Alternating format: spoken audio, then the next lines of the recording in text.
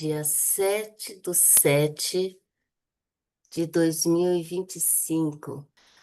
Queridos, graça e paz de nosso Senhor Jesus Cristo a nos unir hoje, em nome dele, para o estudo do capítulo 9, a restauração de Portugal, do livro Brasil, Coração do Mundo, Pátria do Evangelho, psicografia de Francisco Cândido Xavier, pelo Espírito Humberto de Campos. Hoje quem vai nos conduzir no estudo é o Everton. Muito prazer, Everton. A gente não se conhece pessoalmente, né? Mas é uma alegria ter você aqui, uma alegria poder te ouvir. Bom dia a todos, meu nome é Everton Meireles, eu sou de Franca, interior de São Paulo, terra do sapato, da, do basquete e do espiritismo. Franca é uma cidade com um pouco menos de 400 mil habitantes e nós temos 120 casas espíritas aqui. A Claudinha participa do nosso NEP, né? Em Franca a gente fundou o NEP Maria de Magdala e a Claudinha é companheira desde o tempo de mocidade, muito tempo. E por meio dela eu conheci o C. Já conhecia a Tia Vanessa, a turma de BH, o Júlio já tinha vindo em Franca num FECEF, que é um festival de arte. Enfim, tá tudo interligado, né? Agora, sobre o estudo propriamente, eu devo falar assim que não vou falar arrependimento, mas que é assim, esse estudo ele inundou os últimos dias eu não conseguia fazer mais nada, porque são tantos pontos e assim a gente veio de duas, três, quatro, né? Nós estamos, acho que é no 10º estudo, né? Foram todos estudos tão bons que isso é uma coisa assim que chama atenção, né? Chama atenção. E eu queria começar com uma música que que ganhou um desses festivais aqui de Franca de música chamado Do Brasil para o Mundo Inteiro. E eu vou chamar minha filha para tocar comigo. Acho que eu vou até ela aqui. Tá. Essa música, para quem conhece o César Tucci, o César é um compositor espírita, aqui do estado de São Paulo, ele é de Santos, e é um querido, assim, um amigo muito, muito grande. E ele fez essa música, e nós vamos interpretá-la.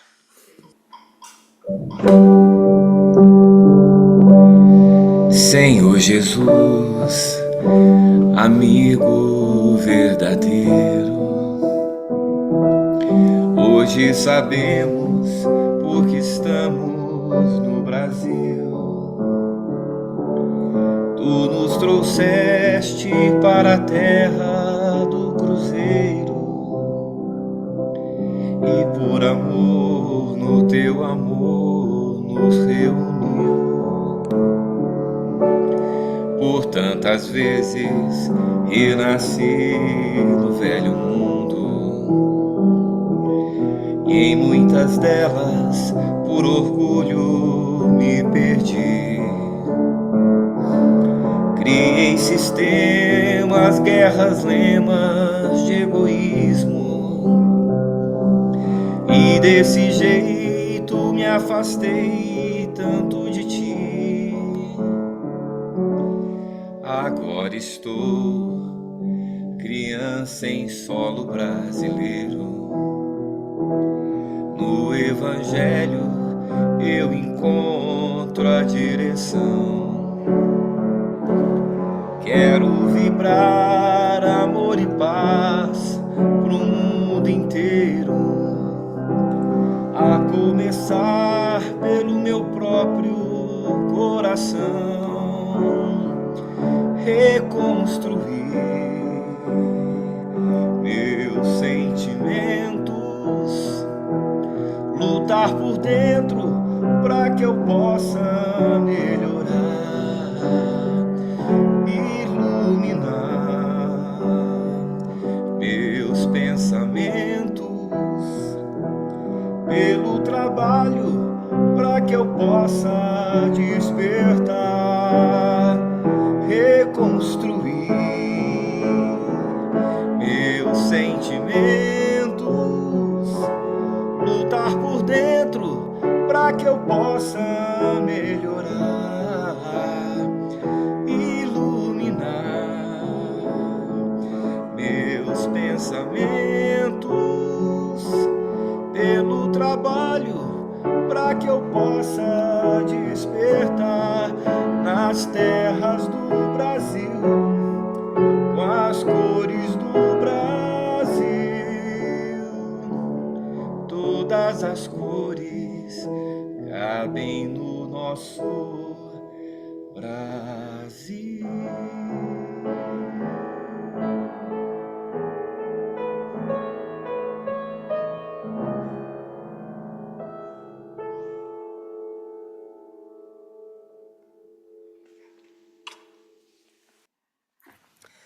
Bom, essa canção, eu acho que ela resume o propósito do livro.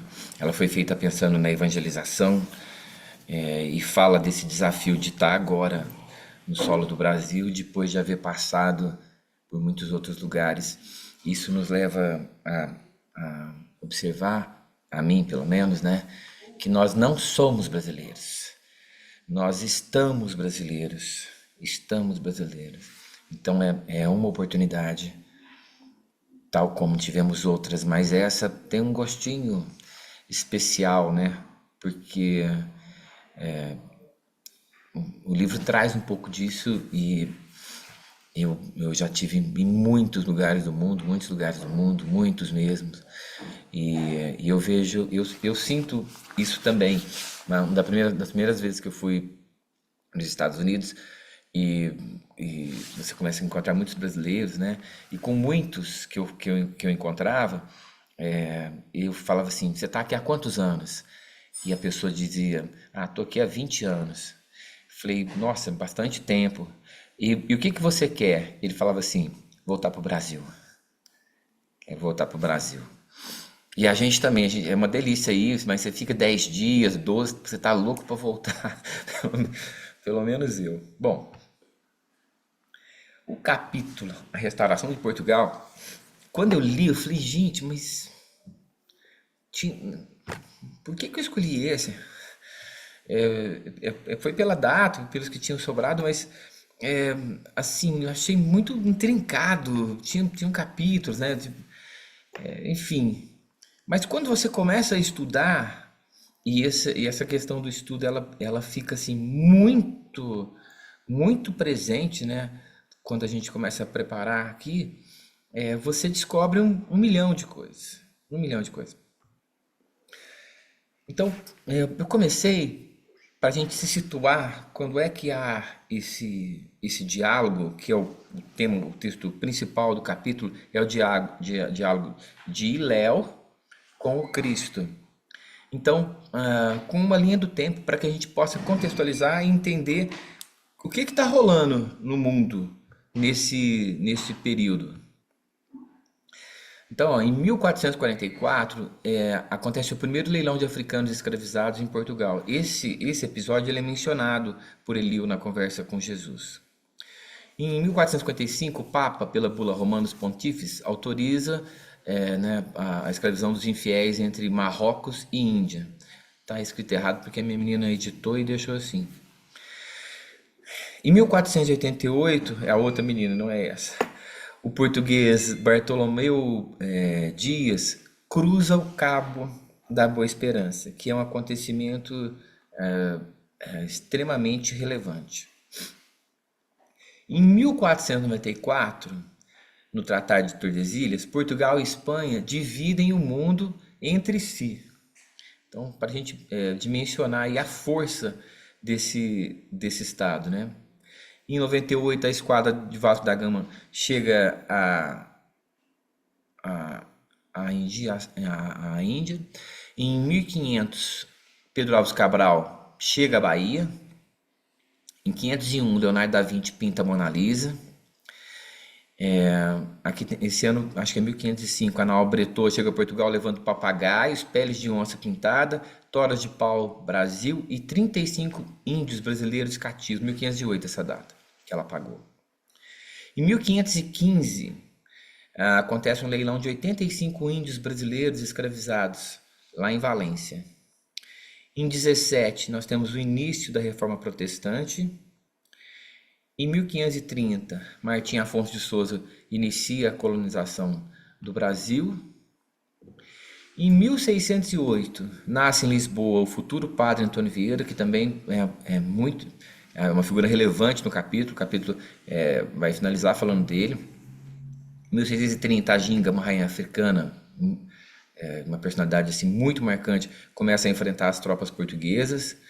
Em 1640 tem o fim da União Ibérica, que também é o mote do capítulo, porque o capítulo começa com Portugal tendo seu trono tomado por Filipe II, por Filipe III já, começa por Filipe II, depois para III. E o Duque de Bragança sobe ao trono em Portugal como rei de Dom João IV em 1640. Em 1665, as tropas brasileiras e portuguesas destroem o Reino do Congo na Batalha de Ambuila, ou Ambuila. Em 1695, depois de quase um século de resistência, no Brasil, o Quilombo dos Palmares é destruído. E em 1700, a população do Brasil é estimada em 300 mil pessoas. Todos esses dados nos fazem ver como é que está o transcorrer das coisas, dos acontecimentos, né? O contexto em que Eliú vai procurar o Cristo para falar. O que leva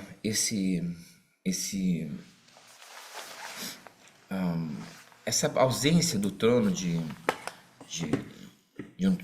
um português no trono, né? Tem a ver com o que a gente passou a denominar do sebastianismo. Você tem português entre nós, né? Então, com muito mais autoridade poderia falar a respeito disso. Mas o sebastianismo, ele é, resumidamente, a esperança, o desejo de que Dom Sebastião volte da guerra em que ele desapareceu e retome o trono e reconduza Portugal à grandeza que ele apresentava. O Dom Sebastião, ele tinha tido 9 irmãos e todos os 9 irmãos morreram. O mais velho, acho que com 17 anos, ele vai morrer 10 dias antes de Dom Sebastião nascer. Então, quando ele nasce, não há ninguém, não há nenhum herdeiro para o trono de Portugal.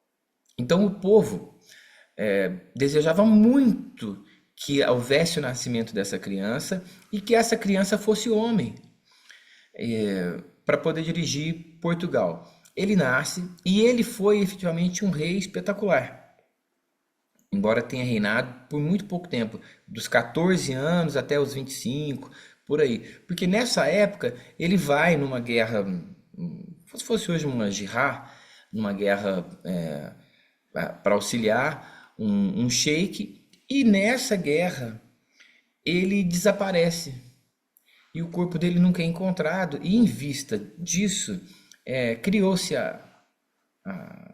a ideia, né, de que ele não teria morrido, ele teria só desaparecido. Então, a qualquer momento, ele poderia voltar. Essa ideia, muito vincada lá no livro de Daniel, no Apocalipse e no livro de Enoque. Então, é uma figura messiânica, como a gente muitas vezes tem entre nós.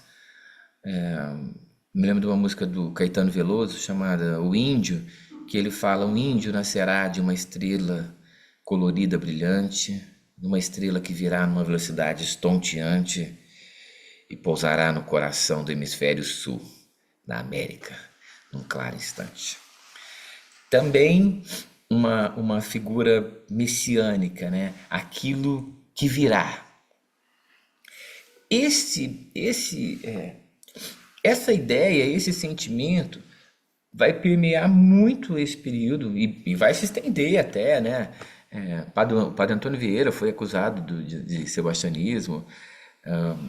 Quer dizer, é uma coisa que você sente falta, né, daquilo que dói, né? Quer dizer, tá muito ruim, era tão bom, né? A gente pega, a minha avó falava tanto, no meu tempo era tão bom, né? Esse saudosismo meio que idealiza, né? É, isso permeia também. Mas o fato de não haver sido encontrado o corpo é que dá vazão ao nascimento dessa ideia. Bom, isso foi tão falado, tão dito, tão tratado, que Fernando Pessoa, numa das suas obras, acho que eu não me lembro o nome agora, mas escreva meu livro à beira mágoa. Então ele diz: escrevo meu livro à beira mágoa, meu coração não tem que ter. Tenho meus olhos quentes de água, só tu, Senhor, me dás viver. Só te sentir e te pensar, meus dias vácuos enche dora. Mas quando quererás voltar? Quando é o rei? Quando é a hora? Quando virás a ser o Cristo, de quem morreu o falso Deus, e a despertar do mal que existo, a nova terra e os novos céus? Quando virás, ó encoberto, sonho das eras português, torna-me mais que o sopro incerto de um grande anseio que Deus fez? Ah, quando quererás voltando, fazer minha esperança amor, da neve e da saudade, quando? Quando meu sonho e meu Senhor? Então, o Pessoa ele coloca em arte, né, esse sentimento da perda de Dom Sebastião, que era filho de Dom João e da Catarina de Áustria. A Catarina até vai governar o Brasil por um períodozinho, né?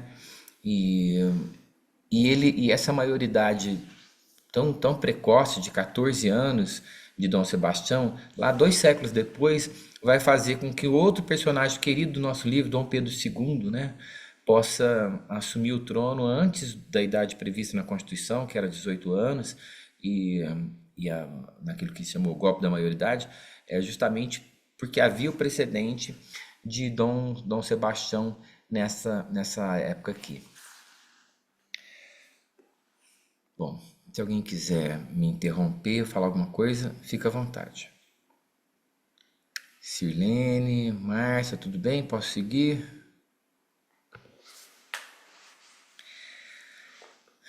Bom, isso daqui é a ideia que eu já tratei. E aí, dentre os candidatos à sucessão, à ocupação do trono, tá na cara aí quem ganhou, né? Felipe II meio que amarra e ele vai levar o trono. Havia outros pretendentes, haviam 4 pretendentes. O mais havia um tio, né, de Dom Sebastião, mas que era sacerdote e que então não poderia ter descendentes, até pedido uma autorização ao Papa para que ele pudesse quebrar esse voto de castidade, mas essa autorização não é dada. Bom, por fim, acaba que Filipe II, que era um rei muito poderoso, ele acaba assumindo, sendo espanhol, ele acaba assumindo o trono de Portugal. E é interessante que quando eu fui estudar, o livro, aí é Humberto dizendo que Filipe era um rei fraco e doente. Não sei se são esses termos, mas é por aí. E quando eu comecei a estudar a biografia de Filipe II, eu falei, gente, mas está errado isso aqui. Mas é porque ele está falando do Filipe III, que é o filho do Filipe II, que é o rei que tá governando Portugal quando a conversa entre Eliú e Jesus acontece. Filipe II, que é o pai, esse sim foi precoce em tudo, era um espírito muito preparado, e ele, senhor de seu tempo, acaba tomando a oportunidade para governar Portugal. Acho que eu coloquei alguma coisa aqui dele.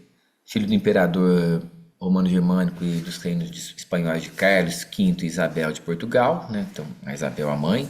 Filipe foi chamado Filipe el Prudente, nos reinos espanhóis. Seu império incluía territórios em todos os continentes então conhecidos pelos europeus, incluindo seu homônimo nas Filipinas.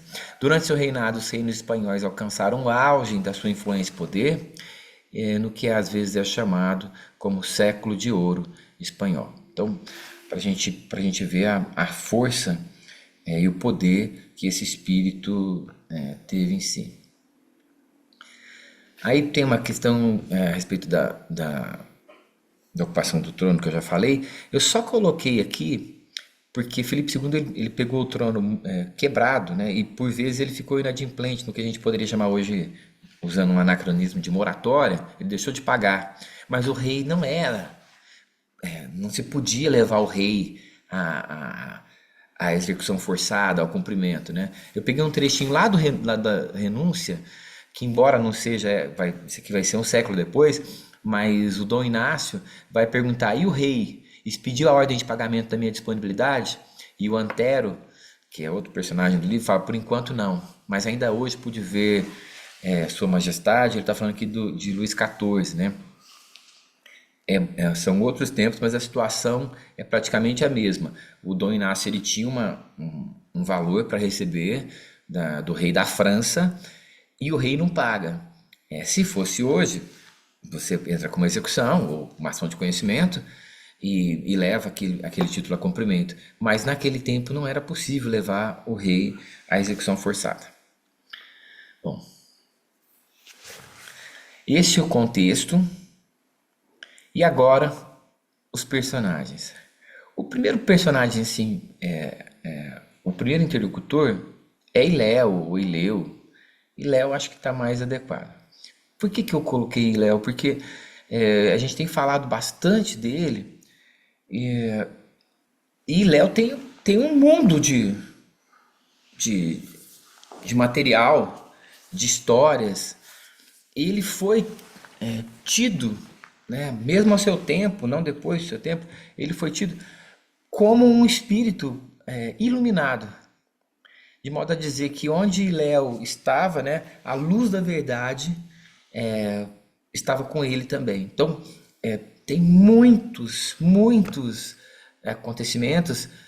Ele além de ser um sábio, ele trabalhava, né, para cuidar da sua família, e diz a tradição e a história que ele destinava um denário à alimentação da sua família e outro ao custeio dos seus estudos. E numa das histórias conta-se que ele estava indo para trabalhar no seu burrinho, e o burrinho bate numa pedra, machuca a pata, e ele chega atrasado no trabalho. E quando ele chega atrasado, o seu patrão nem lhe pergunta, não deixa que ele explicasse o que havia acontecido.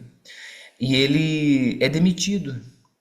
E então ele volta muito triste, porque ele tinha saído do interior, ido a Jerusalém para estudar, porque ele tinha sede para aprender. E quando ele chega no templo para entrar e estudar Shammai, ensinar, não é permitido que ele entrasse.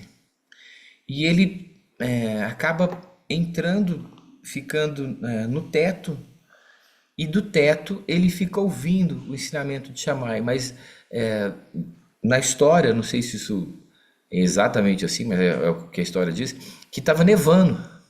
E ele fica no frio extremo para não perder os ensinamentos. Bom, esse espírito, ele tinha uma compreensão muito mais complacente, mas não de licenciosidade, mas de entendimento da lei. Então, por exemplo, para Shammai, o homem só poderia despedir a sua mulher nos casos assim muito graves, muito graves. E Léo dizia que não precisava ser assim. Nesse ponto específico, a doutrina, né, de Shammai vai perseverar.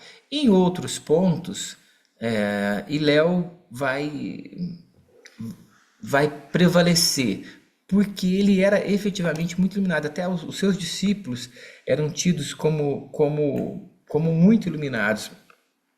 Lendo isso, eu me lembrei dos Atos, quando fala de Pedro, que depois da ida do mestre, né, que Pedro alcança um estágio de evolução tão grande que até os doentes eram colocados na rua para que Pedro, né, passando a sua sombra, pudesse curá-los. E Shammai, desculpa, e Léo, uma das grandes referências dela, de ensinamento dele, um é conhecido que está nessa imagem aqui que eu acabei de colocar, que é o jovem fica num pé só, né? E Shammai manda ele embora rapidinho, mas Léo vai orientá-lo. E tem uma regra de ouro de Léo, que diz assim: quando um pagão queria se tornar judeu, pediu-lhe um resumo da religião judaica, né? Nos termos mais concisos, Léo disse: o que é odioso para ti, não faça ao teu próximo. Esta é toda a lei. O resto é mero comentário. É interessante porque logo depois, Léo, assim, ele é um século antes de Jesus. Jesus também vai trazer, né, vai falar da regra de ouro, parecida com essa, um pouco diferente, mas o que nos leva a ver que o ensinamento de Jesus, que o mestre já havia enviado outras tantas pessoas para preparar o seu caminho, né?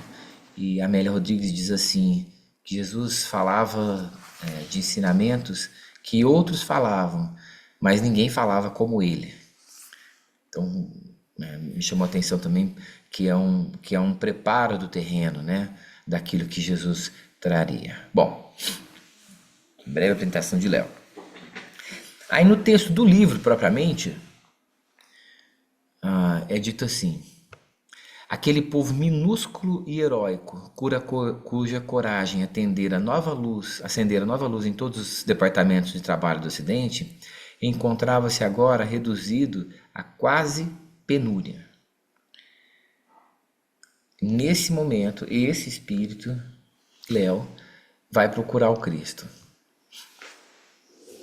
Antes, só para a gente ter uma noção, esse texto está no livro do Laurentino Gomes, Escravidão.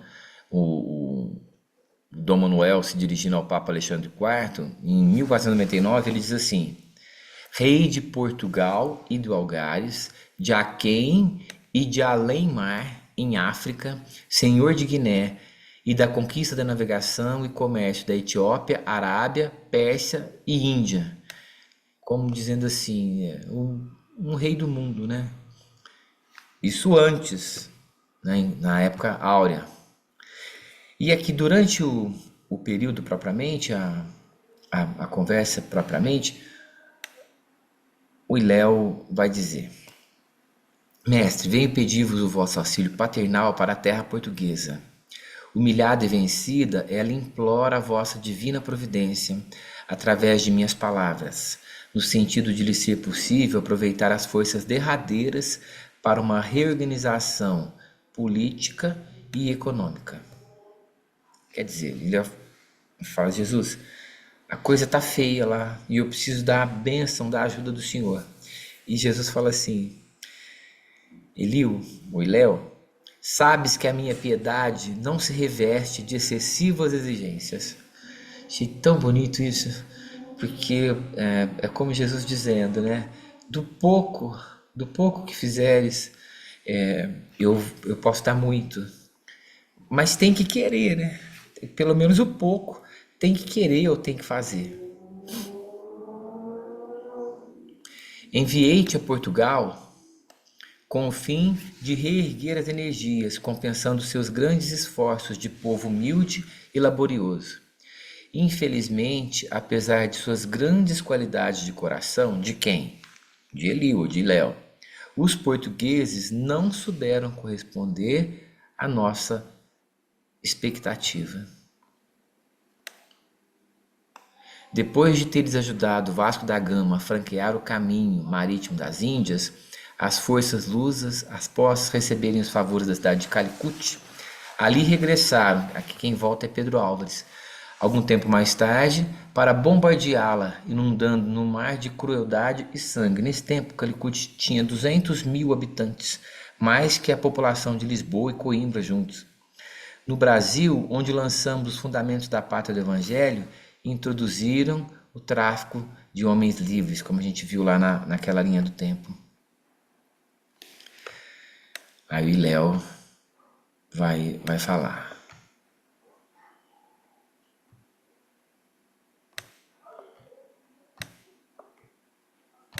Está na frente.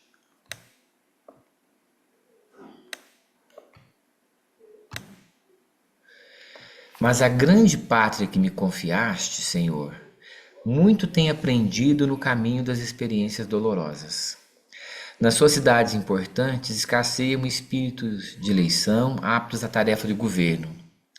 As nações ambiciosas se assenhoreiam de todas as suas possibilidades econômicas, suas riquezas são pilhadas pela pirataria do século, seu povo se acha esmagado pelos impostos, seus filhos abatidos e humilhados.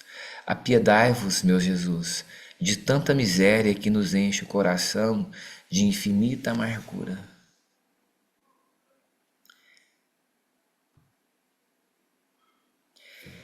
Aí Jesus fala: essas experiências dolorosas dotarão Portugal de novos sentimentos, acrisolando nele as concepções de brandura e de fraternidade, a fim de que possa corresponder ao nosso esforço na edificação da pátria dos meus ensinamentos. Quais os elementos encarnados que utilizarás nessa restauração? Então Jesus pergunta para ele qual era o plano dele, né? Com quem ele iria contar. Aí ele vai dizer: Senhor, com vosso apoio e com vosso amparo, esperamos realizar essa reorganização, buscando para o trono os descendentes de Dom Afonso, primeiro Duque de Bragança, que atualmente detém a maior fortuna portuguesa. Aí ele detalha um pouco mais a respeito disso. Essa é a resposta de Léo. E aí Jesus vai dizer assim: sim, Léo, teu plano se realizará com a minha bênção, efetuando cessação espiritual conforme a idealizas.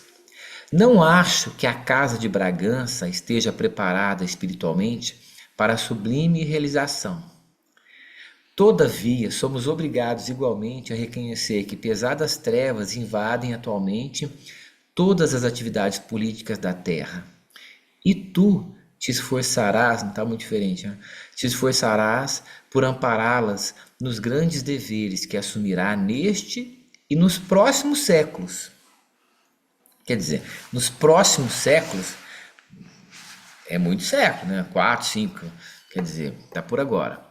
Terás o cuidado de inspirá-la no propósito de se organizarem as precisas combinações com outras nacionalidades do mundo, para que a pátria do Evangelho não sofra novos choques de raças, além dos que até agora, dos até agora sofridos. Então, nessa ordenação, nesse plano divino, né, não só Iléu, como outros representantes de outros responsáveis, a gente quiser dizer assim, de outros povos, para que o Brasil não fosse mais prejudicado. E aí Humberto vai dizer: toda uma ação espiritual se conjuga harmoniosamente nessa época, e as falanges de Ismael e Léo buscam no silêncio e na obscuridade o grande coração de Antônio Vieira, que se constitui poderoso organismo mediúnico para as revelações de suas verdades. Bom, aí aqui entra um outro personagem assim muito importante no capítulo. O padre Antônio Vieira é português, ele nasce em Lisboa, até na linha de tempo, se vocês se lembrarem, estava lá o nascimento dele. Porque é impressionante, impressionante a, o apoio espiritual que esse espírito vai receber. Ele, sendo barroco, os seus sermões vai causar um impacto que chega até nós. Até nós. Ele tem um tipo de construção que prima pela. Falar que um barroco é simples é complicado, mas ele é muito direto. Em vista desse estilo tão direto, ele, mais à frente, né, ao cabo da sua vida, ele vai ser processado e condenado pela Inquisição, fica 2 anos preso, o padre Antônio Vieira. Mas antes disso, ele foi um defensor incansável dos índios, contra a escravidão, como um todo, mas dos índios em especial. E aí, dois sermões que se destacam, que, na minha visão, né? O Sermão do Bom Ladrão e o Sermão do Quarto Domingo da Ascensão. O Sermão do Bom Ladrão, ele é proferido, dito, na presença do rei. E ele vai dizer que aqueles que roubam o pão, que roubam para sua fome, eles são presos. Mas há um tipo de crime muito pior daqueles que fazem as leis, se usurpam do dinheiro e não são presos. Então, que haveria muito mais crime naqueles que dirigem os povos, dirigem as nações, do que aquele que tem o seu ato vinculado a uma necessidade ou a um desvio de comportamento, mas que aquele que dirige a nação causa muito mais mal. Mas isso ele fala na presença do rei. E o sermão do quarto domingo da Ascensão, teria 1 milhão de coisas aqui para falar, mas o sermão do quarto domingo da Ascensão, as pessoas vão até ele esperando para que ele falasse de Jesus enquanto crucificado, enquanto figura. E ele vai dizer mais ou menos assim: a mim, a imagem dos meus pecados me comove muito mais do que essa imagem de Jesus crucificado. Quando eu vejo a figura de Jesus crucificado, eu sou levado a crer que eu sou muito, que eu valho muito. Mas quando eu vejo a imagem dos meus pecados, eu vejo que eu valho muito pouco. Quando eu volto os olhos a Jesus, eu vejo o preço pelo qual ele quis me comprar. Mas quando eu vejo os meus atos, eu vejo o preço pelo qual eu me vendo e me vendi. E então eu sei que eu não sou nada, eu valho nada. Então esses textos tão impactantes, né, criavam nas pessoas um sentimento que incomoda. Já foi dito muitas vezes que aquele que está muito bem adaptado, que não está incomodado com esse mundo em que vive, ele não está bem. Porque se o mundo está doente, para mim está tudo bem, então alguma coisa não vai bem. E o sermão do padre, o texto diz, isso eu não consegui encontrar nessa estudo da biografia dele que eu fiz, mas o texto diz que não foram poucos aqueles que, ouvindo o padre Antônio Vieira, voltaram às suas fazendas e libertaram muitos escravos. De qualquer forma, o certo é que esse espírito não passou despercebido, né, sem deixar sua marca na história. Acho até que ele é um pouco subestimado assim, na história mundial, porque o seu pensamento foi muito claro, foi muito contundente. E aqui, para terminar, eu lembrei, porque a gente fala sobre liberdade, eu lembrei do Khalil Gibran, o livro O Profeta. Vocês serão realmente livres, não quando os dias deixarem de lhes trazer inquietação e as noites, desejos ou aflições, mas quando essas coisas cercarem sua vida e mesmo assim vocês conseguirem se levar acima delas, desnudos e desimpedidos. E como eu não devo voltar a fazer o estudo, e eu queria deixar um depoimento de alguém que não é espírita, que não tem nada a ver com o nosso estudo, mas que olha para o Brasil. Tem um dos livros que eu gosto muito de ter lido é O Povo Brasileiro, do Darcy Ribeiro.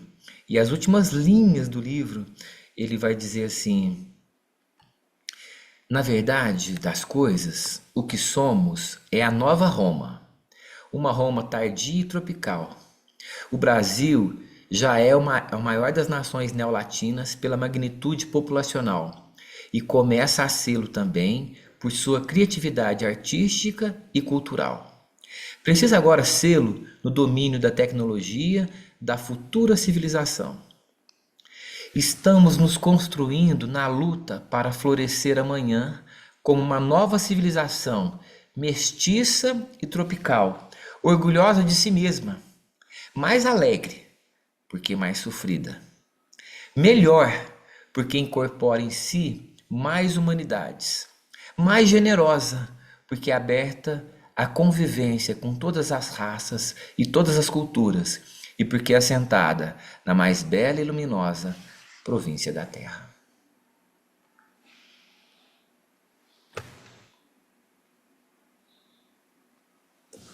É isso aí. Nossa, maravilhoso, Everton. Khalil Gibran é maravilhoso. Nossa, fechou com chave de ouro. Alguém gostaria de fazer alguma pergunta, algum comentário?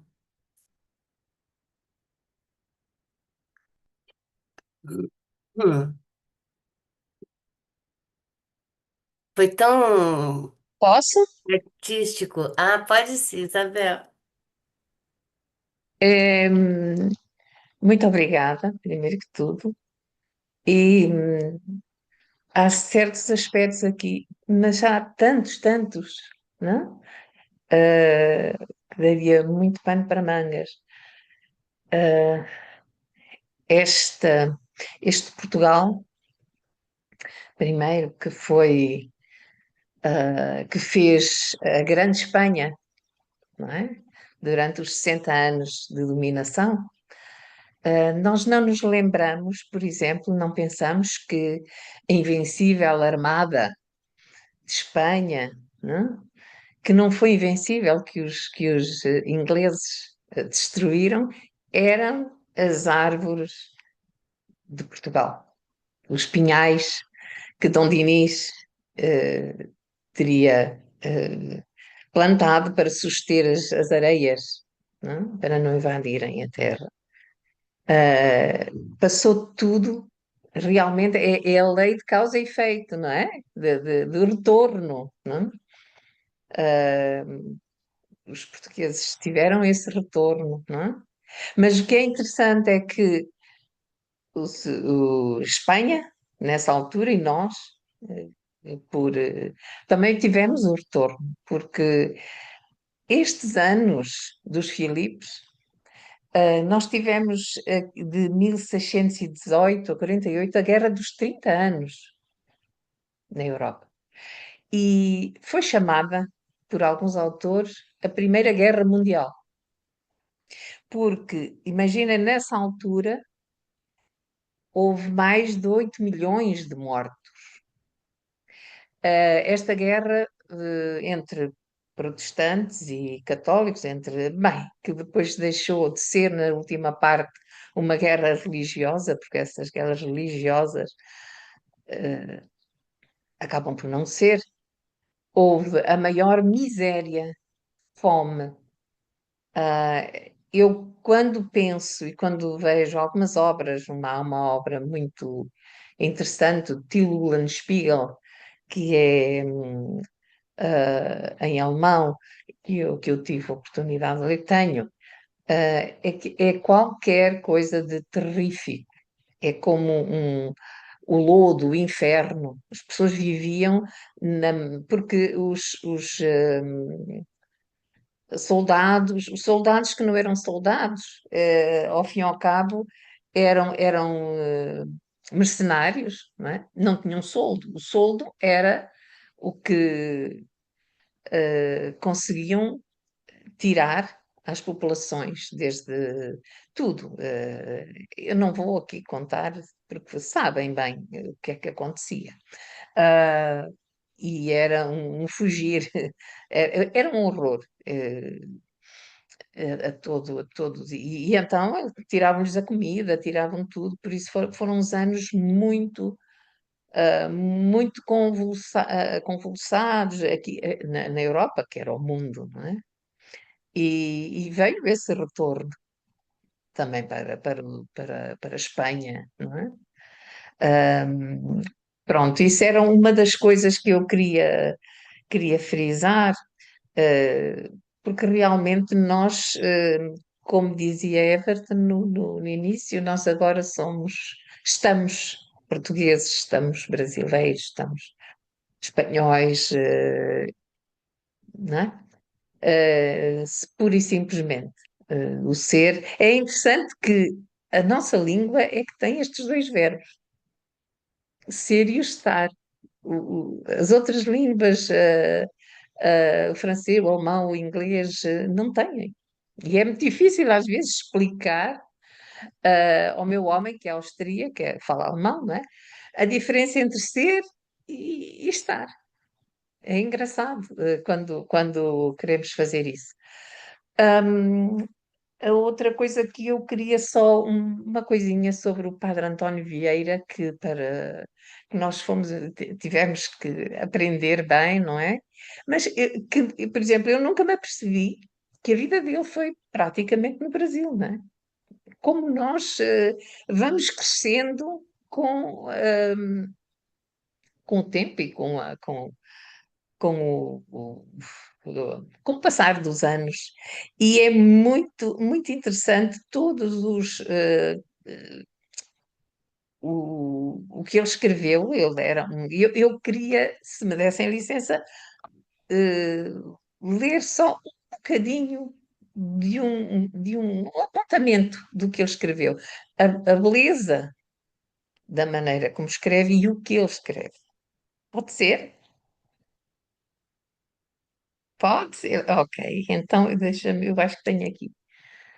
E ele diz num dos sermões: arranca o estatuário uma pedra dessas montanhas, tosca, bruta, dura, informe, e depois que desbastou o mais grosso, toma um maço e o cinzel na mão e começa a formar um homem. Primeiro, membro a membro, e depois feição por feição, até a mais miúda. Ondeia-lhe os cabelos, alisa-lhe a testa, rasga-lhe os olhos, afila-lhe o nariz, abre-lhe a boca, torneia-lhe o pescoço, estende-lhe os braços, espalma-lhe as mãos, divide-lhe os dedos, lança-lhe os vestidos. Aqui desprega, ali arruga, acolá recama, e fica um homem perfeito. E talvez um santo que se pode pôr no altar. Não fez Deus o céu em xadrez de estrelas, como os pregadores fazem o sermão em xadrez de palavras. Se de uma parte está branco, da outra há de estar negro.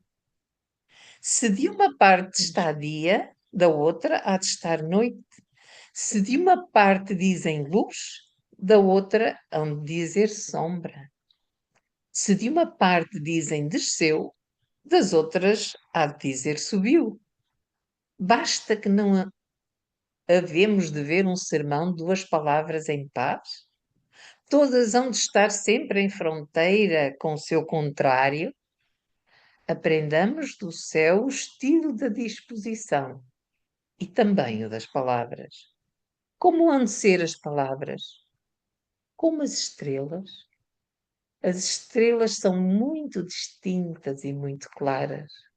Assim há de ser o estilo da pregação, muito distinto e muito claro. E nem por isso temais que pareça o estilo baixo. As estrelas são muito distintas, e muito claras e altíssimas. O estilo pode ser muito claro e muito alto, tão claro que o entendam os que não sabem, e tão alto que tenham muito que entender os que sabem.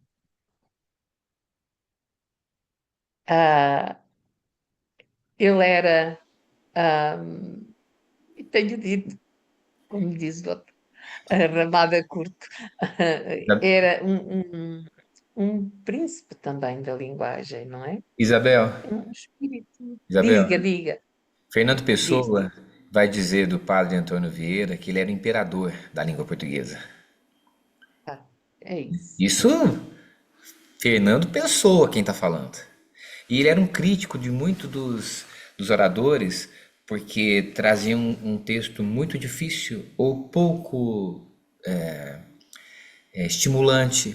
E ele conduzia, formava os seus sermões para haver uma introdução, um desenvolvimento Acessório. e essa conclusão de uma forma assim que as pessoas saíssem da igreja com a vontade de serem melhores e de voltarem e de retornarem, né? Então, o Padre Antônio Vieira, ele não muda só o lugar mas ele muda os dicionários, os dicionaristas, né, que estudam o Padre Antônio Vieira fala que os dicionários são um antes e outro depois, para a gente poder medir, né, a dimensão desse espírito. É. Ô, Sirlene, posso falar?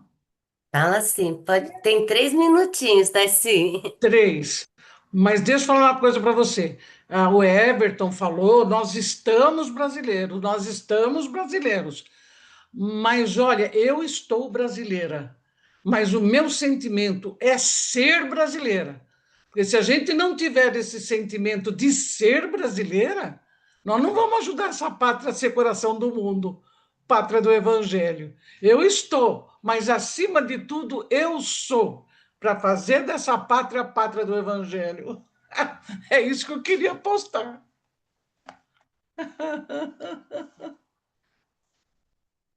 É que a cada encarnação a gente vai ganhando enxertias, enxertias das famílias, do Tudo, meio, né, gente? tudo. E Mas eu aí já a estou gente vai se transformando, a gente nunca é o mesmo espírito, né? É, Mas eu já estou pedindo a Deus para nascer no Brasil de novo. Eu não quero sair daqui, não. Darcy, mas eu estou falando isso no sentido dessa Sim, eu oportunidade entendi. mesmo. É Eu no entendi, sentido de mas eu essa acho que o oportunidade. brasileiro é pouco patriota. O Então, brasileiro é pouco patriota, então eu acho que tem que ser pode também ser, mas não é Brasil o para você sentimento que me fazer dele anima, não, coração viu? do Eu mundo. sou Brasil em qualquer lugar. Eu também sou. Se eu vier em outro país, eu vou continuar torcendo para a seleção brasileira. E outra É coisa, muito. Everton, o José Marques Garcia ainda é falado aí em Franca? Ah, Meus muito. pais trabalharam com ele aí no Asilo Allan Kardec. Nós temos uma rua aqui que é a rua mais espírita do Brasil, que é o Eu Colégio tive Allan aí, Kardec, a Escola Pestalozzi, a Fundação Judas Iscariotes, na rua José Marques Garcia. na rua Estão do José convidados a Marques. conhecer Franca, viu, gente? A Hebe tá aqui também, é francana. Vocês vão gostar de Franca. Franca é uma cidade paulista com gostinho de Minas. É sim, O é sim. Everton, Obrigada, E eu viu? gosto de o falar Everton, assim, olha, da França para a Franca. É só um coisinho de Só uma nada, cedilha. é tudo francês o encarnado. Everton, o encarnado. Everton, eu quero saber se a educação é pestalozziana, se tem a educação no Eurico Barçanufo, se tem aquilo tudo que o sistema derruba. A Escola Pestalozzi, ela foi fundada pelo Dr. Tomás Novellino. Dr. Tomás Novellino era discípulo de Eurípides Barçanufo. E o trabalho que esse homem criou e desenvolveu em Franca Não é brincadeira, não. A Escola Pestalozzi é a maior escola de Franca. É uma obra feita pela beleza, mas também pelo conteúdo. É claro que o tempo, ainda mais que o Dr. Tomás, né, já nos deixou há bastante tempo, ele vai coletivizando isso, vai deixando de uma forma diferente. Mas o nome de Dr. Tomás Novellini em Franca é um nome respeitabilíssimo, viu? Inspirador. E ele vai beber na fonte, né? Que ele vai ser discípulo de ser Eurípides Barçanufo. Eurípides, rapidinho, sei que o tempo acabou. Eurípides eu acho que também é outro espírito que muitas vezes é subestimado, porque a grandeza de Eurípides Barçanufo é gigante. Só não tem noção, né? Não dá para ter noção. Ô Sirlene, se deixar eu vou falando, tem... Ai, olha, o papo tá tão bom, E que posso, cabo, eu adoro só mais história. uma coisinha, Fala, Isabel, rapidinho. estão-me a puxar pela língua, é que Eurípides Barçanufo terá sido uma reencarnação de Lavater, Johann Caspar Lavater, que foi um pouco antes de Pestalozzi, os dois na Suíça, ali. Então, está tudo tão ligado, está Tudo tudo tão ligado. perto. Tudo encaixado. Ele E foi eu o queria. Marcos, né? Da Grande Espera. É, lá está, lá está. E eu Ele que foi o só para Rufo dizer. também, de Ave Cristo. Sim, sim, sim, sim. E só um apontamento para a minha amiga Darcy. Ah, É que aqui na Europa, os brasileiros são vistos como muito orgulhosos de o serem. Porque há brasileiro por todo lado. E eu corro a Europa um bocadinho, porque o marido é austríaco, o filho está na Suíça, já é suíço, tenho a gente na Holanda, etc. E o brasileiro está, é a bandeira, é Brasil. É engraçado. O ponto de vista é diferente. Ok? tem que ser Ai, verde e Agora não vou amarelo falar aqui. mais. Tem que ser verde e amarelo aqui. É, ok. Com licença. ai, maravilhoso, gente. Everton, para a gente encerrar nosso estudo de hoje, se você gostaria de fazer a prece, pode cantar a prece. A Taninha sugeriu, se você quiser cantar, a gente super aceita. Mas se quiser fazer uma prece normal, também, de boa. Gratidão, meu amigo. Nossa, maravilhoso. A gente Obrigada. tem outra pessoa muito querida, que é a Thalita, lá de São Paulo, a família De de Franca Franca também, é. também. Uma coisa linda. É tudo francês reencarnado. A gente olha assim, precisa parar de olhar para a história como se fossem outras pessoas. Somos nós. Os nossos, Somos, né? Éramos. somos. Everton.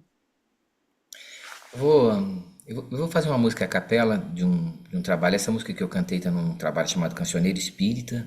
Tem disponível na internet, de forma gratuita. Esse trabalho é muito cantado. Às vezes a gente vê pessoal lá de Honduras cantando e tal.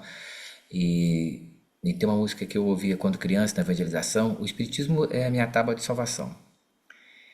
Eu cheguei criança, assim, numa necessidade muito grande, eu sempre amei música, e essa música me salvou. Vou falar um texto curtinho da Alta de Souza e faço a música. A Alta de Souza tem um texto lindo, para mim, chamado Agora. E ela diz assim: Agora, enquanto é hoje, eis que fulguras o teu santo momento de ajudar. Derrama em torno compassivo olhar, estende as tuas mãos aos filhos da amargura. Repara, aqui e ali a desventura caminha ao léu sem luz, sem pão, sem lar. Acende o teu amor, faz brilhar a tua fé sincera, doce e pura. Agora, eis o momento decisivo. Abre o teu coração ao Cristo vivo. Não permitas que o tempo marche em vão. E ajudando e servindo sem cansaço, encontrarás subindo passo a passo a glória eterna da ressurreição. Lá vem Jesus, montado num burrinho, dizendo para os homens: escutem um pouquinho, deem as mãos, da guerra façam paz e sintam no coração a verdade brotar. Um fruto aqui, outro acolá, num instantinho o amor fará tudo se unir, a Deus chegar. Serão os homens, Jesus e a paz. Serão os homens, Jesus e a paz. Obrigada, parabéns para Obrigado, você. viu? Boa semana a todos. Obrigada, gente. Parabéns. Boa tarde, tchau. Obrigado, Tchau, Everton. Everton. Deus. Tchau. Boa Tchau. semana, Deus abençoe. Amém, a Tchau, todos. Everton. Tchau, tchau. Tchau. Obrigada, gente Tchau, boa. Everton. Tchau. Obrigado. Tchau, galera. Tchau. Tchau.